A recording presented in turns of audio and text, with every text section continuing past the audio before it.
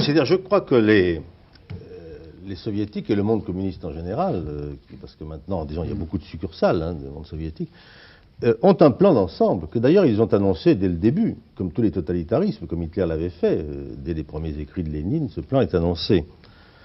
Et il est évident que pour eux, notre système leur paraît devoir disparaître au profit du leur.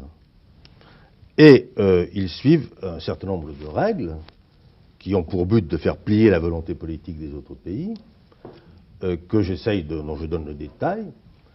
Et ils ont surtout cette grande supériorité sur nous, c'est que généralement les démocraties, d'abord, ont une méconnaissance fondamentale du phénomène totalitaire en tant que tel. Ils traitent, avec l'Union soviétique en particulier, comme on aurait traité avec l'Empire austro-hongrois, etc. C'est-à-dire avec l'illusion qu'avec un certain nombre de compromis et de concessions, on va arriver à un stade de stabilité.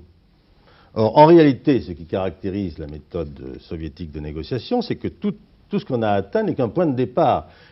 Ce qui se passe en Occident, c'est que quand vous voyez ce que dit Roosevelt, quand vous voyez ensuite ce qu'écrivent d'autres hommes politiques, il semblerait toujours que les hommes d'État occidentaux repartent de zéro dans l'analyse des phénomènes totalitaires, n'est-ce pas ? Il n'y a pas de continuité. Ils veulent à la fois prouver qu'ils feront beaucoup mieux que leurs prédécesseurs. Ils croient aussi au contact personnel. C'est la fameuse illusion des sommets, des rencontres. Ils ne voient pas qu'en fait, les individus qu'ils ont devant eux sont les produits d'une machine, d'une structure, d'une idéologie, et que ce n'est pas un numéro de charme personnel qui va modifier leur trajectoire.